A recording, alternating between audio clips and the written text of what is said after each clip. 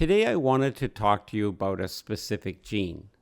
So this is episode 4, and we are going to now start talking about specific genetic factors and their influence on our life. When I had my genetics done, and if you have listened to my original story, you'll understand that what compelled me to get my genetics done was the fact that my 2 oldest brothers passed away from the complications of diabetes. I wanted to know my risk factors measured through genetics for developing this disease. Now, there's 2 types of diabetes. Of course, there's type 1, which is an immune response that no one understands really why your immune system suddenly turns on your pancreas and destroys its ability to make insulin. It is a common disease, and it can strike at any age. It used to be called juvenile diabetes, but now we have people that are in their 40s and even 50s finding out that they have been diabetic to some extent all their life, and then they become a full-blown type 1 diabetic at an age that, well, we didn't used to think that that was possible. We just assumed that it was going to happen when they were younger. Many treatment modalities are available, and there's lots of diet and lifestyle options for people who are type 1 diabetics. Type 2 diabetics is something that's entirely different. I would say that type 2 diabetics is a lifestyle disease for the most part, but there are some genetics that can kick into the contribution or risk of our developing diabetes, even if we are careful. One of those genes is called the APOE.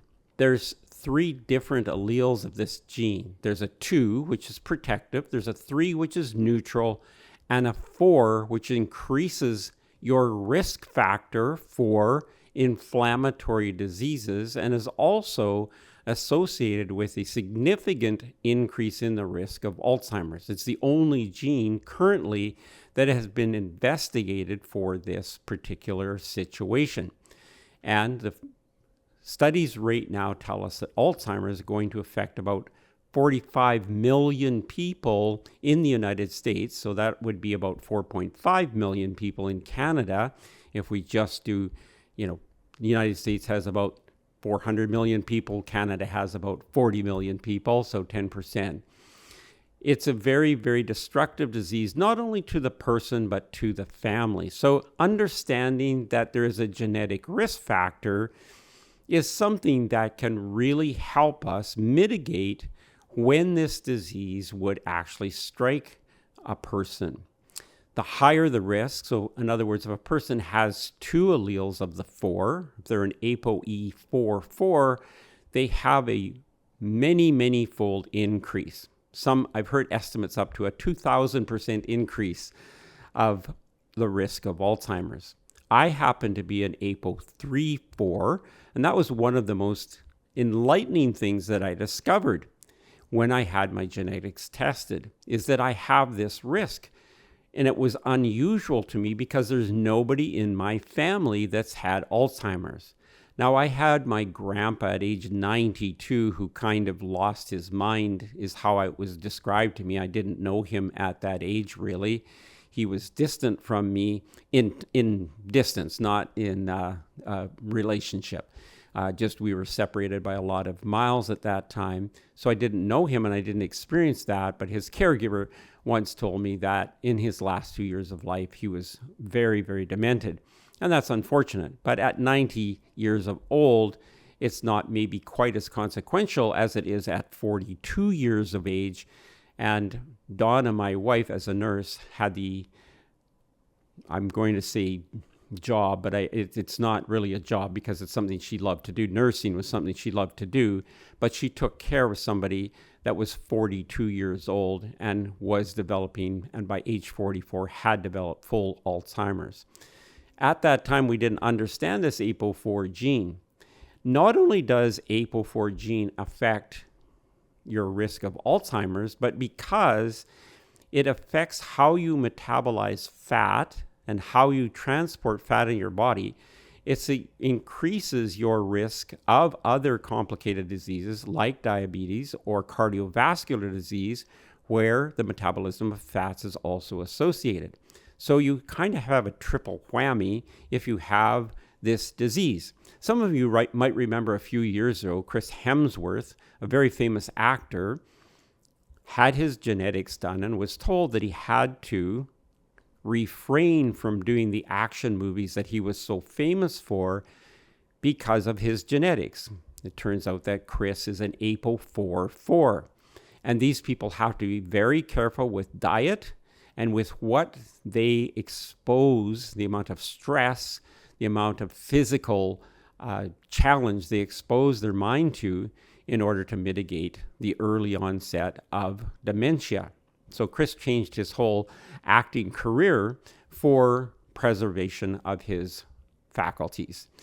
For me, it was not quite as difficult, but still having this gene was a shock to me because, once again, no one in our family had ever been diagnosed with Alzheimer's.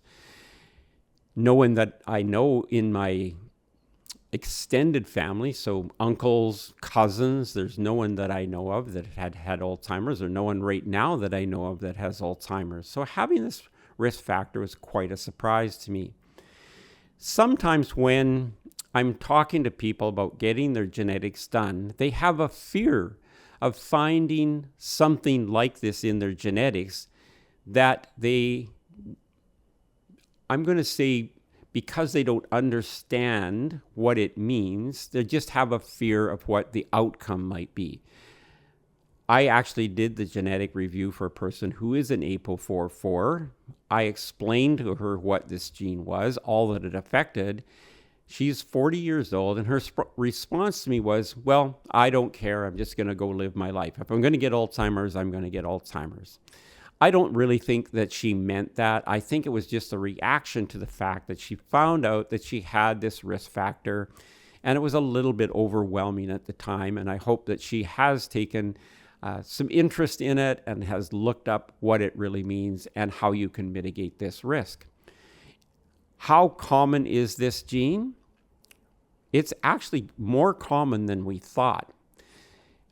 APOE4 is about 6% of the population, so that's a low percentage of the population, but 6% of 40 million people is still a lot of people that have an extreme risk of Alzheimer's. APOE3/4 is around 12 to 13%, so that's still a significant number of 40 million people in Canada. And then there's the rest who have an APOE2/4 where they have some protection, but they still have maybe increased inflammation from the APOE4 influence. The value to me of knowing this was that I could intervene now. I could take steps now that we know will mitigate the effect of this gene. Does it mean I'm not going to get Alzheimer's? Well, nobody can answer that question. I can't answer it, and many professionals that have been researching this for many years can't answer that question. All we can do is things that would mitigate the risk. So what are things that I can do to mitigate the risk? Well, one thing for me is exercise is no longer an option. It's not, I kind of feel like exercise, I don't feel like exercise. Our exercise done correctly produces something called brain-derived neurotrophic factor. Brain-derived neurotrophic factor, as far as we know at this time, is the most brain protective protein that we personally produce. It's something we're meant to produce through activity. So this is an easy thing to get into my mind, and then it was more difficult to get into my schedule. So I'm thinking, well, this is quite easy. If I can produce BDNF, and that is one of the things that will delay the onset of a disease like Alzheimer's or other cognitive challenges, that's kind of sounds very simple. But getting that into my schedule was a little more difficult. And understanding the types of exercises that I needed to do to mitigate that risk. That's where knowing my fitness genes became really important and really useful. So my exercise is geared towards mitigating the risk of the APOE4 gene using the genetics that are most active and most efficient in my exercise protocol. So for me, that means I use kettlebells for regular workouts, and then I do use a spin bike for some extra cardiovascular exercise. Now, I don't create as much BDNF through spin biking as I do through regular exercise. While I'm talking about exercise and the creation of BDF, I'd like to talk about something that has become a dietary trend that many people seem to feel has done them a lot of good, which is intermittent fasting. Intermittent fasting was introduced as a way to clean up your body. There's something called autophagy. So autophagy is the removal of material that our body has used, proteins and things that are left over after a cell dies. And autophagy is a process by which we destroy those in our body and get rid of them. If we don't destroy them, they become what's called sensient. In other words, they sit around and they cause inflammation.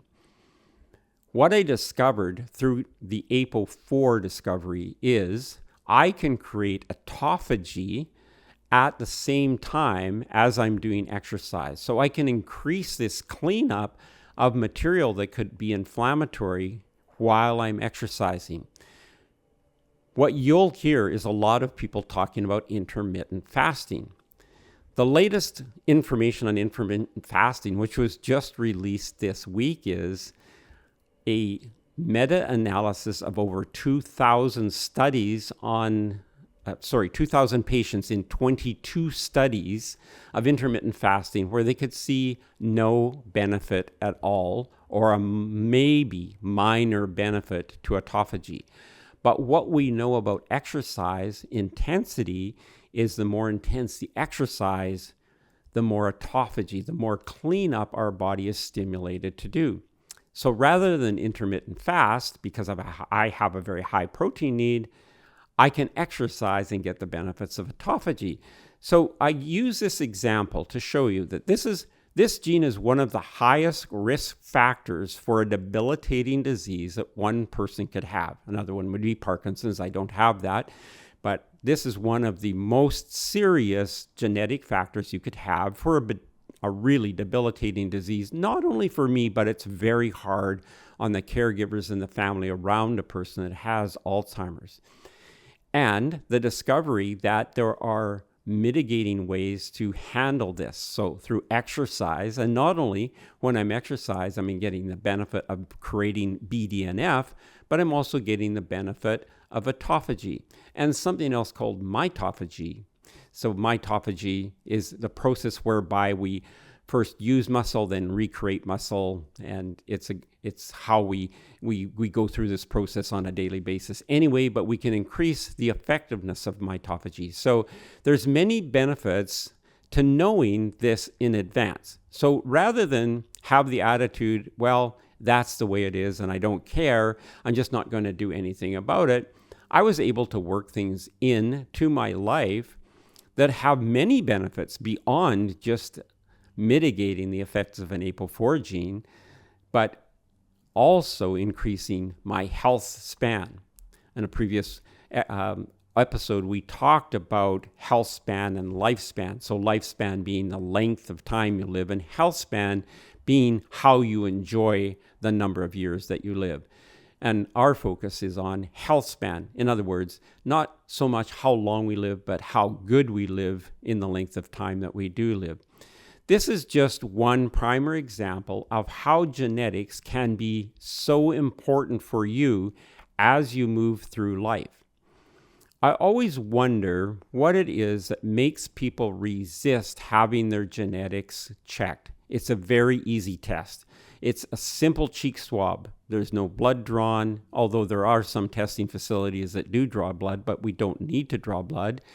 A simple cheek swab, and within 3 weeks, maybe 4 weeks maximum, you have the blueprint that your body's been using to build your body since you were born. How many times do you have to have a genetic test done? Once. Your genes aren't going to change, but you can change around your genes. That's the study of epigenetics. It's how we get the best out of the genes that we do have, not how we change the genes that we have. Now, maybe in the future with AI and so on, we'll be able to do and there is something called CRISPR technology where they can alter the genes themselves. But instead of that, maybe it would be just useful to understand what we have. So I look at it like this. I've got the blueprint for the house that I'm building. You know, everyone is actually a bodybuilder. We talk about bodybuilders and we think, oh, those are people that go to the gym and they spend half their life at the gym to create some magnificent looking Olympia type body. But actually, we are all bodybuilders. We're even building one that we like to live in, or we're building one that is a lot of problem to live in. And understanding the blueprint and what the basis for that building would be is the most useful thing we can do. It's been very useful and enlightening for me to get my genetics done. I can't encourage you enough to get your genetic pattern done and take use of that. I went back to that DNA blueprint many times in the last 3 to 4 years since I've had it done, not only just to refresh my memory about what those genes are, but to actually now look at those individual genes in greater depth and understand how I can become even more effective and efficient at utilizing those genes to increase my health span. And you can too. It's very simple. It sounds complicated. When we say genetics, people get the idea that this is something that's extremely complicated. It's going to be very time consuming. And the opposite is actually true. You get a plan, you can implement lifestyle changes through food, through exercise and supplementation that are very easy to do and very easy to follow after, and have the comfort of knowing you're actually doing the best with the blueprint that you've been given to build a life that you want. Everyone is a bodybuilder. We're either building a body we love to live in, or we're building a body that's going to be a very difficult place to live in. The choice is yours, and the blueprint is available. So I'm just going to strongly encourage you to have your DNA done. This is Alan. We'll see you on the next episode. Thank you for watching this podcast. I'd like to mention that it is sponsored by DNA Power, a British Columbia company located in North Vancouver, BC. DNA is an innovator and currently one of the most popular DNA tests available across the world. DNA's Total Power is the test that I had done, which gave me the blueprint to help me live a better life. I'm strongly going to encourage you to have your DNA test, and I've included a link below, dnapower.com/Alan53. If you click on that link, you will get a 10% discount on the Total Power test if you put Alan53 in the coupon code at the checkout of the DNA Power test.